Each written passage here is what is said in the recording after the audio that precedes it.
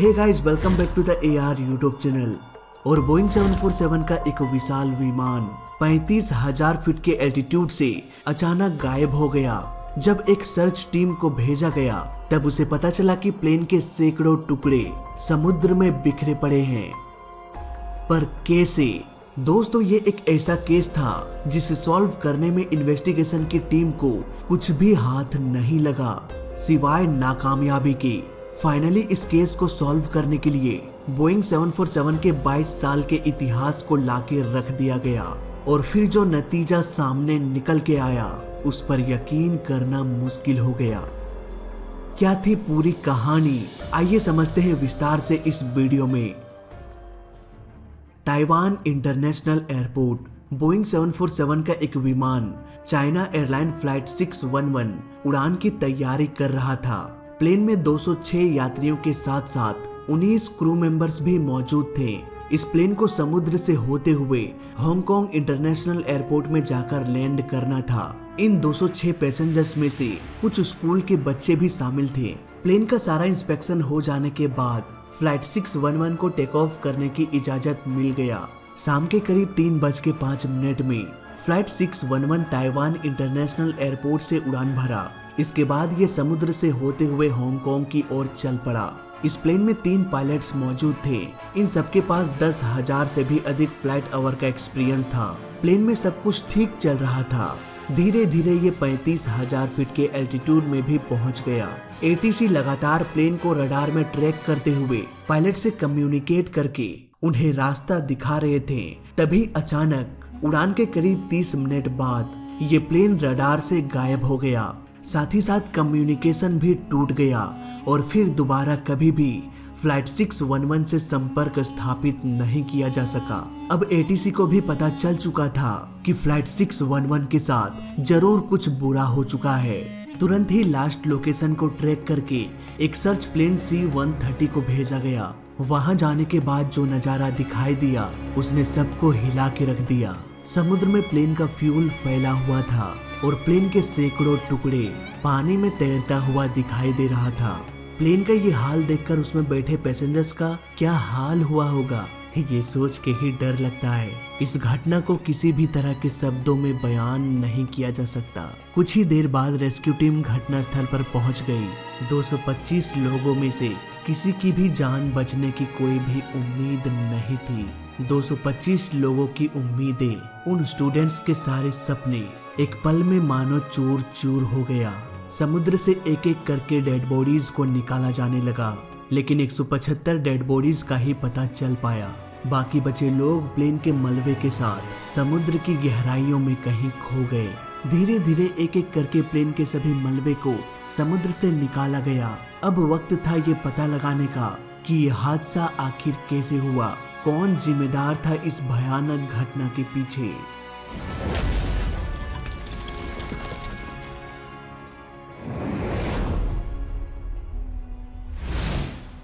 इस केस को सॉल्व करने के लिए 2 टीम्स को चुना गया। वहीं घटना स्थल से कॉकपिट वॉइस रिकॉर्डर भी मिल चुका था जिसे डिकोड करने के लिए भेज दिया गया।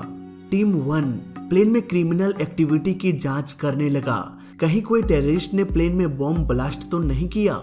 ये पता लगाने के लिए हर डेड बॉडी का DNA टेस्ट किया गया ताकि उसकी आइडेंटिटी का पता चल सके। इसके बाद हर एक पैसेंजर्स का क्रिमिनल रिकॉर्ड, सारे पर्सनल इंफॉर्मेशन निकाला गया। पर प्लेन में ऐसा कोई भी शख्स मौजूद नहीं था जो किसी भी तरह के क्रिमिनल एक्टिविटी से ताल्लुक रखता हो, यानी कि ये पूरी कोशिश नाकामयाब साबित हुआ। वहीं दूसरी टीम प्लेन के मलबे की जांच कर रहे थे। उन्होंने देखा कि प्लेन का कोई भी हिस्सा बाहर की तरफ बेंड नहीं हुआ था। फॉर एग्जाम्पल, अगर प्लेन के अंदर कोई विस्फोट होगा तो प्लेन के मेटल बॉडी को बाहर की ओर धक्का लगेगा, जिससे कि प्लेन के मेटल बॉडी में एक उभार देखा जा सकता है। पर अब तक मिले फ्लाइट 611 के सभी मलबे की जांच करने के बाद भी ऐसा कोई भी पार्ट नहीं मिला जो इस बात की ओर इशारा कर रहा हो कि प्लेन के अंदर विस्फोट हुआ हो सकता है। अब इन्वेस्टिगेशन की टीम को ये पता चल चुका था कि प्लेन में किसी भी तरह की कोई भी विस्फोट नहीं हुआ था। यहाँ पर मामला ही कुछ और है। अगर प्लेन के अंदर कोई ब्लास्ट नहीं हुआ था तो हो सकता है प्लेन के बाहर कोई धमाका हुआ हो। दोस्तों उन दिनों चाइना अपने समुद्री एयर स्पेस में मिलिट्री ऑपरेशन की ट्रेनिंग कर रहा था। हो सकता है कोई मिसाइल प्लेन के इंजन की गर्मी को ट्रैक करते हुए गलती से प्लेन में अटैक कर दिया हो। दोस्तों प्लेन का इंजन फ्यूल को बर्न करता है और सारी गर्म हवाओं को पीछे धकेल देता है। एक हीट सेंसिंग मिसाइल इंजन के इस गर्मी को सेंस करके उसका पीछा कर सकता है और इंजन में अटैक करके प्लेन को गिरा सकता है। तो क्या फ्लाइट 611 में मिसाइल अटैक हुआ था? इन्वेस्टिगेशन की टीम ने चाइनीज मिलिट्री से ये जवाब मांगा और मिलिट्री वालों ने साफ साफ कह दिया कि इस हादसे के पीछे हमारा कोई भी हाथ नहीं है। हम भला क्यों अपने लोगों पर अटैक करेंगे? यहाँ भी कोई सबूत हाथ नहीं लगा। आखिर ये हादसा हुआ तो कैसे हुआ? कुछ दिनों बाद कॉकपिट वॉइस का रिकॉर्डिंग सामने आ गया, पर इसमें भी कुछ खास नहीं मिला। CVR यानी कि कॉकपिट वॉइस रिकॉर्डर कॉकपिट में हो रहे सारे बातचीत को रिकॉर्ड करता है, पर इसे सुनने के बाद भी किसी भी तरह की इलीगल एक्टिविटी उस रिकॉर्डिंग में रिकॉर्ड नहीं हुआ और न ही कॉकपिट में कोई इमरजेंसी सिचुएशन लग रहा था। लेकिन रिकॉर्डिंग के लास्ट में एक धमाके की आवाज सुनाई दिया। इस धमाके के साथ ही प्लेन का संपर्क ATC से टूट गया और कॉकपिट वॉइस रिकॉर्डर ने भी रिकॉर्ड करना बंद कर दिया। यानी कि इस धमाके के बाद प्लेन पूरी तरह से तबाह हो गया होगा। इस रिकॉर्डिंग को बार बार सुनने से ऐसा लग रहा था जैसे कॉकपिट में पूरा नॉर्मल कंडीशन था। ये धमाका अचानक से हुआ और इसके बारे में ATC को बताने की तो दूर की बात, इसके बारे में सोचने का भी वक्त नहीं मिला होगा। शायद इसीलिए पायलट्स ने कोई भी इमरजेंसी कॉल या कोई भी इमरजेंसी सिग्नल ATC को नहीं भेजा।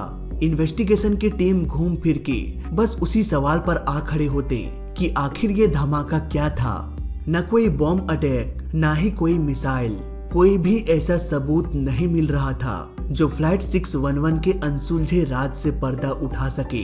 एक फ्लाइट डाटा रिकॉर्डर यानी कि FDR ही था जो इस अनसुलझे गुत्थी को सुलझा सकता था, पर इस विशाल समुद्र में उस छोटे से FDR को खोज पाना बहुत मुश्किल लग रहा था। अब इन्वेस्टिगेशन की टीम ने सोनार की मदद से समुद्र का चप्पा चप्पा छान मारा। समुद्र की गहराइयों में छुपे प्लेन के हर एक मलबे को खोजा जाने लगा। कई दिनों के खोजबीन के बाद भी प्लेन का एक बहुत बड़ा हिस्सा मिसिंग था और वो हिस्सा था प्लेन का टेल।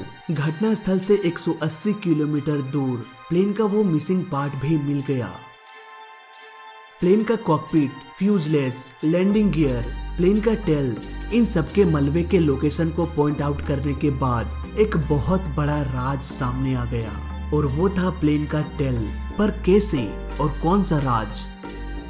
दोस्तों प्लेन के मलबे को देखकर ये अंदाजा लगाया जा सकता था कि फ्लाइट 611 सैकड़ों टुकड़ों में बिखर गया होगा, पर प्लेन के टूटने की शुरुआत कहीं से तो हुई होगी।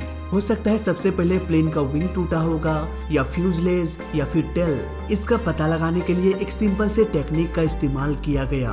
अगर प्लेन का टेल सबसे पहले टूटता है तब बाकी बचे प्लेन के हिस्सों में से प्लेन का टेल सबसे पहले समुद्र पर गिरेगा। इसके बाद जैसे जैसे प्लेन का और भी पार्ट टूटता जाएगा वैसे वैसे वो समुद्र पर गिरता जाएगा और इस तरह से ये पता लगाया जा सकता है कि प्लेन का कौन सा हिस्सा पहले टूट के अलग हुआ। फ्लाइट 611 इस डायरेक्शन में जा रहा था।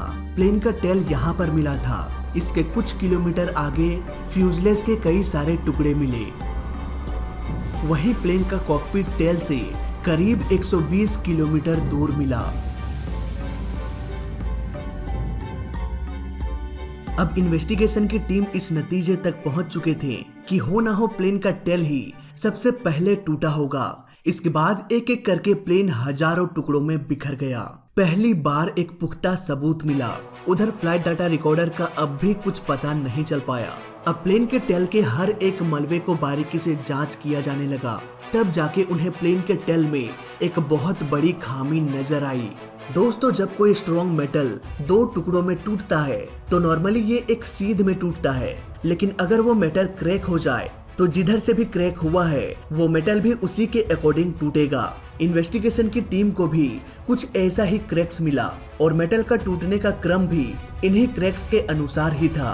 इस क्रैक को माइक्रोस्कोपिक लेवल पर जांच करने के बाद ये पता चला कि ये क्रैक्स कुछ महीने या साल के नहीं हैं, बल्कि ये 10 से 20 साल पुराना है। अब धीरे धीरे प्लेन की गुत्थी सुलझती जा रही थी। पर साथ ही साथ ये भी सवाल उठ रहा था कि इतने सालों तक अगर ये क्रैक्स मौजूद था तो मेंटेनेंस के दौरान ये दिखा क्यों नहीं? क्यों प्लेन के मेंटेनेंस के दौरान इसे फिक्स नहीं किया गया? ये सारे सवाल अब भी अनसुलझे ही थे, पर ज्यादा देर तक नहीं, क्योंकि इन्वेस्टिगेशन की टीम को एक ऐसा मेटल प्लेट मिला जिसे बाहर से चिपकाया गया था ताकि वो क्रैक दिखाई ना दे। अब ये पूरा केस स्टडी मेंटेनेंस टीम की ओर ब्लेम कर रहा था। साथ ही साथ ये भी ध्यान देना था कि ये क्रैक्स 15 साल पुराने भी हो सकते हैं, यानी कि अब उन्हें फ्लाइट 611 के 15 से 20 साल के इतिहास को बाहर निकालना था और ये पता लगाना था कि 15 साल पहले ये क्रैक्स कैसे हुआ और इसे फिक्स करने के लिए मेंटेनेंस टीम ने क्या क्या किया था। 22 साल पहले 7 फरवरी 1980 फ्लाइट 611 एक इंटरनेशनल एयरपोर्ट में लैंडिंग के वक्त बहुत बड़ी गड़बड़ी हो गई। दोस्तों, प्लेन के लैंडिंग के टाइम ये ध्यान दिया जाता है कि वो अपने ग्लाइड स्लोप में यानी कि 2.8 से 3.5 डिग्री के एंगल में ही लैंड करे। इसके अलावा लैंडिंग के वक्त प्लेन के मेन लैंडिंग गियर को सबसे पहले टच डाउन कराना होता है, इसीलिए लैंडिंग के दौरान प्लेन का नोज ऊपर की ओर होता है। लेकिन अगर प्लेन का नोज जरूरत से अधिक ऊपर चला जाए तो लैंडिंग गियर के टचडाउन से पहले प्लेन का टेल व्हील ग्राउंड से टकरा सकता है।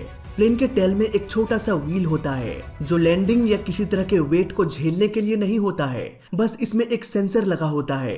अगर लैंडिंग या टेक ऑफ के वक्त इसका टेल रनवे से स्ट्राइक करता है तो इसमें लगा सेंसर वार्निंग के जरिए पायलट को ये बता देगा कि टेल स्ट्राइक हो चुका है।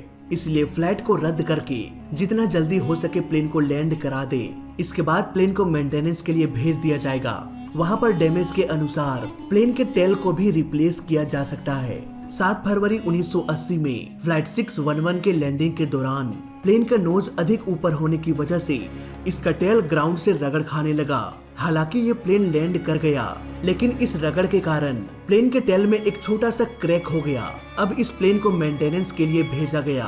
बोइंग के मेंटेनेंस मैनुअल के अनुसार अगर प्लेन के मेटल बॉडी में कहीं भी क्रैक्स आ जाता है तो उसे कटिंग करके दूसरे मेटल बॉडी से रिप्लेस किया जाना चाहिए, और अगर डैमेज अधिक है तो पूरे के पूरे पार्ट को ही रिप्लेस कर दिया जाए। पर फ्लाइट 611 के साथ ऐसा नहीं किया गया। उस छोटे से क्रैक में ग्लू डालकर ऊपर से एक मेटल प्लेट को चिपकाकर सील कर दिया गया। इसके बाद इसे दोबारा से फ्लाई करने की इजाजत मिल गया।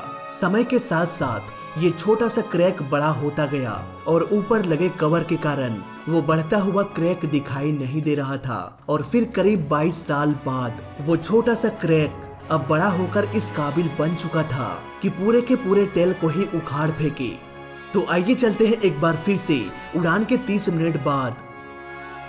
फ्लाइट 611 के टेक ऑफ के 30 मिनट बाद पायलट्स इस बात से अनजान थे कि प्लेन के टेल में कमजोरी आ चुकी है, इसीलिए उन्होंने कोई भी इमरजेंसी कॉल नहीं किया।